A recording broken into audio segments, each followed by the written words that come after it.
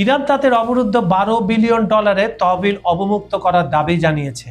Trump প্রশাসন এটিকে ক্ষতিপূরণ হিসাবে না দেখিয়ে ইরানের মাটিতে $300 বিলিয়ন আন্তর্জাতিক বিনিয়োগের একটি রূপরেখা তৈরি করার চেষ্টা করছে, যাতে আমেরিকার আভ্যন্তরীণ সম্মান বাঁচে। পরমাণু ইস্যু ও ওবামা চুক্তির ছায়া। ট্রাম্প একসময় ওবামা প্রশাসনে করা পরমাণু চুক্তিকে সবচেয়ে খারাপ চুক্তি বলে বাতিল করেছিলেন 2018 সালে। অথচ বর্তমান খসড়া অনুযায়ী ইরান তাদের সমৃদ্ধ ইউরেনিয়াম 60% থেকে কমিয়ে 3.67% নামিয়ে আনতে রাজি হচ্ছে, যা মূলত ওবামার আমলের চুক্তিরই অনুরূপ। তবে ইরান এটা স্বীকার করছে না। এটাও পশ্চিমাদের একটা ধাপ্পাবাজি হতে পারে।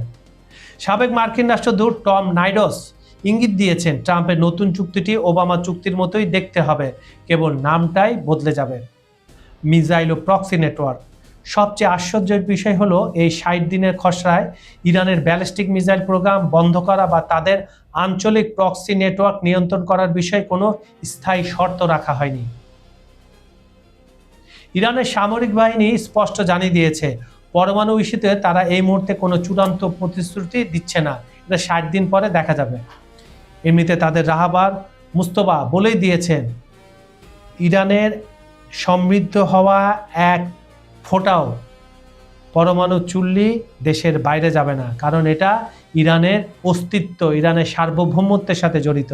তাই এটা অন্য কোনো দেশে পাঠানো হবে না।